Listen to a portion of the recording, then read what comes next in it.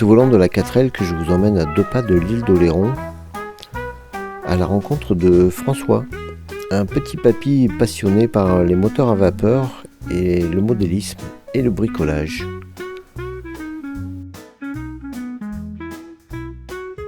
C'est donc dans son atelier qu'il va nous faire découvrir son univers. Je vous souhaite un bon visionnage et surtout n'oubliez pas de liker, de partager et de vous abonner. Ah, qu'est-ce qui t'amène? Bonjour François, ça va? Bonjour Pascal. Oui, content de te voir. Moi aussi? Il y a bien longtemps, dis donc. Oui, ça fait un petit moment que je n'étais pas passé par la Charente-Maritime.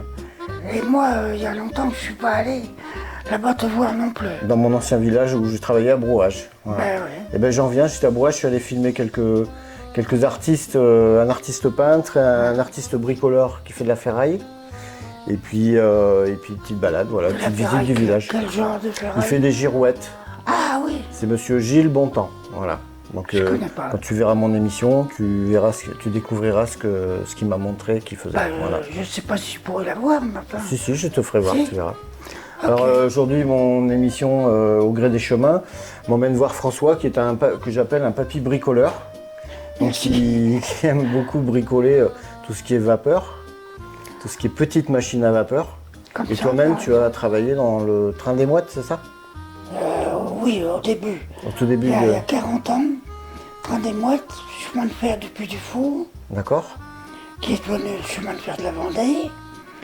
Et ensuite à Martel. Le train de Martel, Que tu d'accord. connais un peu. Que je connais bien et que je vais filmer aussi, un de ces 4. Voilà, donc moi, Donc mes occupations, c'est ça. Donc les petites machines à vapeur, et puis tu as aussi fabriqué un bateau de A à Z avec de Voilà. la récupération. Oui, absolument. Voilà, c'est un petit bateau électrique et à radiocommande. Oui. C'est un petit bateau qui fait... Combien il De mesure? 2 mètres. 2 mètres, ouais, donc c'est un petit bateau alors. Oui, je peux pas m'asseoir. Hein. Oui, tu t'en mets un à chaque pied alors. Bon, donc tu nous fais découvrir tes moteurs et ton bateau alors. Voilà. Allez, on y va alors. Bon, c'est bon.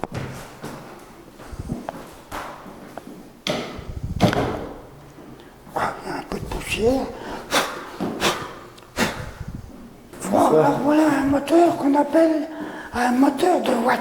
C'est un moteur à vapeur à balancier. Pour éviter de payer des royalties à l'inventeur de la bielle, James Watt avait inventé ça. Au lieu d'avoir une bielle en direct sur le vilebrequin, il a été obligé d'employer un balancier. Donc ça, c'est une réalisation tout à fait personnelle, sans plan d'ailleurs, pifométrique, qui entraîne une dynamo. Voilà, la bête. Et donc tout ça, ça fonctionne. Alors donc on appelle ça un moteur à parallélogramme, le parallélogramme étant ce petit ensemble qui permet de maintenir la rectitude de la tige du piston. Alors c'est assez compliqué, c'est une subtilité tout à fait personnelle à James Watt. Alors il faut savoir que dans les années 1850 à peu près, à l'Arsenal de Rochefort, on construisait des bateaux de guerre équipés avec un moteur comme ça. Donc la partie supérieure était au-dessus du pont. C'était sûrement pas très pratique. Donc ça a dû disparaître très vite. Voilà, ça c'est donc une réalisation relativement récente. Donc là, tu as le piston, Le cylindre. cylindre piston. Le cylindre, c'est de la récup. Un cylindre de frein d'un petit camion, sans doute. Toujours de mon tas de ferraille. Donc c'est un cylindre de frein, habillé avec des limitations à cajou. Ah ouais. Imitation, disons.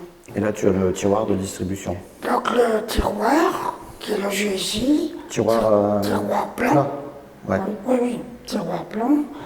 L'excentrique qui commande la distribution étant ici, caché derrière, là, avec une multiple renvoi. Ah, c'est pas d'une simplicité biblique. Combien de temps tu as mis pour le fabriquer? Oh, au moins 2 ans. Mais moi, je travaille pas à plein temps. Hein. Ça, c'est pareil. Alors, j'ai attrapé le virus des canons, j'étais encore à l'école, j'avais 10 ans. À 11 ans, je tirais dans la porte de l'église, chez moi, à Vouvant, en Vendée. Alors, le canon par terre, une grosse pierre par-dessus, une chevrotine, et je tirais dans la porte de la sacristie. Et l'abbé du couvent voisin me courait après. D'accord. Petit voyou, je vais dire ça à tes parents. Donc après, j'ai fabriqué l'affût, d'où l'idée de fabriquer les canons suivants. Donc là, tu as fabriqué avec ton tour à métaux? Ah non, le canon, je sais pas d'où il vient. D'accord. Je l'ai récupéré étant gamin chez moi. Oh, c'est mon père qui m'a dû récupérer ça. Par contre, ça, je l'ai fait sur mon petit tour, effectivement. D'accord. Celui-ci, celui-ci, celui-ci, celui-ci. Alors les roues, tout est fabriqué maison. Hein. Alors, ces canons sont réglables, ce sont des pièces de siège, on appelle ça. Ah oui, tant qu'à faire. Réglable à hauteur. Super. Alors, un véritable obus en bois, mais obus quand même. Ça aussi. Ceci étant pour charger. Là, pareil. Alors, celui-ci, le gisement de la pièce, l'inclinaison de la pièce se fait avec des cabestans. Oui, j'ai vu avec... D'accord. Et ça remonte à peu près sans doute au XVIe siècle, quelque chose comme ça. J'ai trouvé un dessin dans une vieille revue J'avais déjà vu aussi sur... dont je me suis inspiré. Donc c'est une réplique d'un bateau qui existe? Alors c'est un modèle d'inspiration libre, hein. C'est pas une reproduction fidèle. D'accord. Alors on va le mettre en route. Donc allumage général. On va vérifier que ça fonctionne. Oui, ça fonctionne, je suppose. Voilà, marche avant.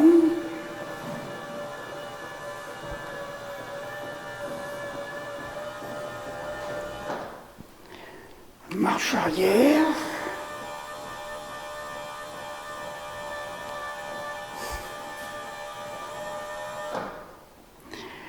Et enfin le gouvernail.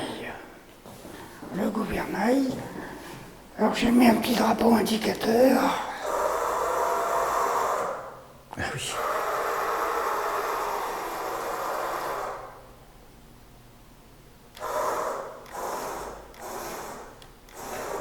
Et voilà, cap tout droit, zéro la barre.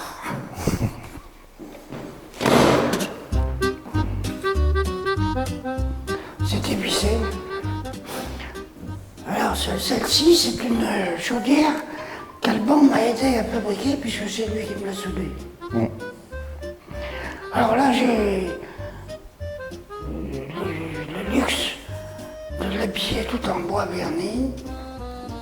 Et par contre, le moteur n'est pas de ma fabrication. Je l'ai restauré, réparé. Bien sûr, le volant non plus. C'est un copain de Vendée qui m'a donné ça, à l'état de ruine. J'ai été obligé de changer cette partie du distributeur, là. C'était un distributeur rotatif. Le niveau de haut, la porte du foyer, la boîte à fumer.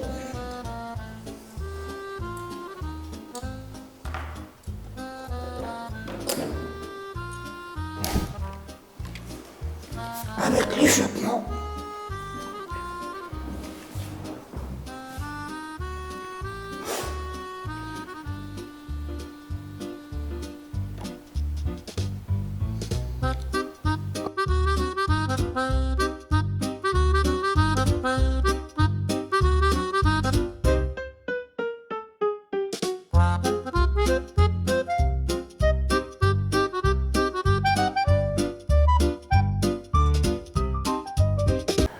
Donc celui-là, tu veux le mettre dans le bateau? J'essaierai. Et après, tu veux mettre quoi? Une chaudière, du coup? Le moteur plus la chaudière, ça va peut-être faire beaucoup de poids. Oui. Bon, peut-être que ça se fera jamais. Hein. Il faut que je fasse des essais. Alors je voulais terminer la chaudière pour pouvoir faire tourner ce moteur là.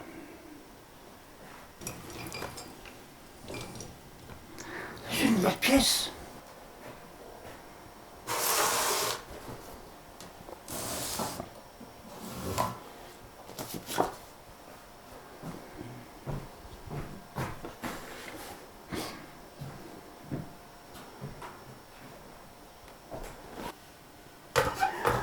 Il n'y avait pas le niveau d'eau, il n'y avait plus le tube d'alimentation, j'étais complètement décalé, donc j'ai tout remis en ordre.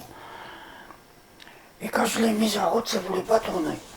Donc ma passion, c'était la petite machine à l'école, la machine de mon voisin René, il s'appelait René, les battages, mes parents allaient aider les clients paysans à faire les battages.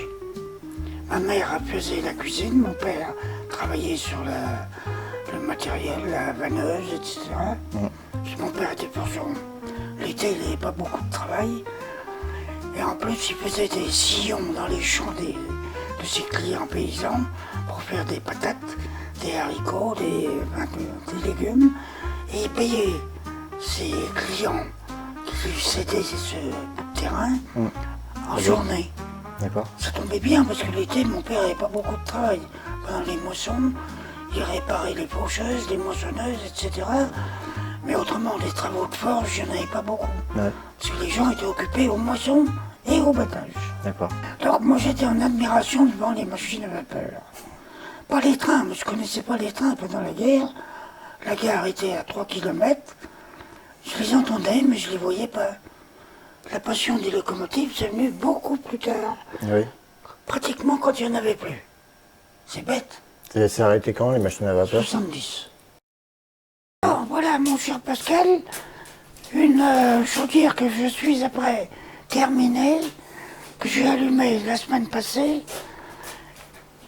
Et si j'avais été prévenu, je te l'aurais allumée. Bon, la prochaine fois, alors. Voilà. Alors, c'est une chaudière que j'ai commencée il y a bientôt 20 ans. Ça va vite. Oui. Nicolas, chez moi, ça va vite. Oui, c'est ce que je vois. Donc, c'est une chaudière locomotive, théoriquement, mais ça ne se terminera pas en locomotive. Donc, présentation de la chaudière. La boîte à fumée, c'est la partie avant. La porte de la boîte à fumée, que je peux ouvrir, tout bêtement. Ceci rapidement. Voilà. La rondelle qui fait des siennes. Voilà, la boîte à fumée. Alors on y voit l'échappement. Je vais mettre le projecteur. Voilà, on verra mieux. L'échappement, c'est ce qui crée le tirage artificiel. Oui. Sur les locomotives, c'est comme ça. Sur les bateaux, il y a des ventilateurs. Mais là, c'est un échappement qui se fait tout naturellement. Plus la machine travaille, et plus le tirage est violent. Donc ça fait le tirage. Ça crée Ça donc fait le une tirage. dépression dans la boîte à fumée, à condition que la porte soit bien fermée. D'accord. Faut pas de fuite. La porte du foyer, comme sur une vraie loco, vous avez le chauffeur avec sa pelle qui alimente en charbon. Je ne sais pas si on va voir grand chose. Le niveau d'eau, ici on voit le niveau d'eau, Oui, là on voit. oui, tout à fait. Le manomètre qui n'est pas à l'échelle. Bon, dans le futur, je trouverai un petit manomètre. La soupape de sécurité, ici. Tu vas t'arriver à combien, ta soupape? Bon, ben, normalement, je la ferai travailler à 5 ou 6 bars. C'est bien déjà. Donc, faut tarer la soupape en conséquence. Et là, tu as le dôme de vapeur. Le dôme de prise de vapeur, avec la commande du régulateur ici. C'est super. Voilà. Super. Et la cheminée amovible, pour rire.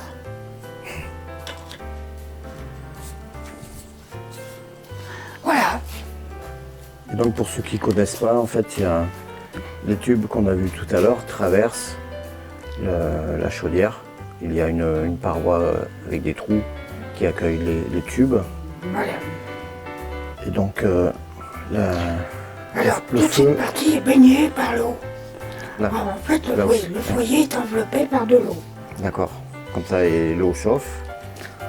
Toute l'eau qui est autour des tubes est également chauffée par la chaleur qui passe à l'intérieur des tubes, et qui est éjectée ici par la cheminée. Les gaz chauds produits par la combustion du charbon, gaz, bois, ce que vous voulez, traversent les tubes. Donc il y a un échange de calories. Par exemple, à 12 bars, la température monte à 180 degrés. Hein? C'est déjà une belle température. Oui, c'est pas mal. C'est pas mal. Et donc après, toute la vapeur qui se fabrique autour des tubes. Qui reste. Et ici, la partie haute est baignée par la vapeur. Il y a une petite réserve de vapeur. D'accord. Et donc elle est récupérée dans ce qu'on appelle le dôme de vapeur. Voilà, ici. Alors tu nous fais voir les entrailles du bateau. Voilà.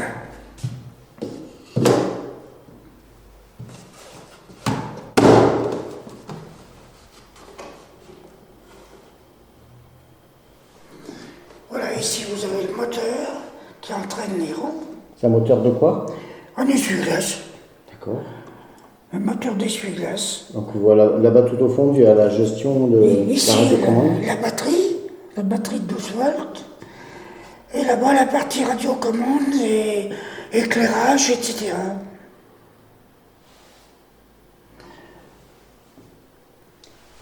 Alors ici, on retrouve un peu la trace de l'ancien radioélectricien, tu vois, le câblage. Oui, c'était ton métier, tu étais radioélectricien. On n'en a pas parlé encore. En 1947, j'ai commencé par ça. D'accord. Donc toutes les vieilles radios TSF, tout ça, tu réparais. Oui, les vieux postes de radio étaient câblés comme ça à l'époque. Oui. Enfin, certains, pas tous. Et donc, tu me faisais voir que tout le Ah oui, plancher. le plancher, oui, en fait, j'ai fabriqué ça avec une règle, une vieille scie à métaux, une lame de scie à métaux. Je fais la rayure, que je pignole ensuite avec une vieille pointe bic pour laisser la trace du joint bien apparente. Un coup de vernis, c'est bon. Pour faire un plancher, oui. L'imitation n'est pas trop mauvaise. Mais tu sais, les bateaux, même les cuirassés de la dernière-guerre, le pont était en bois.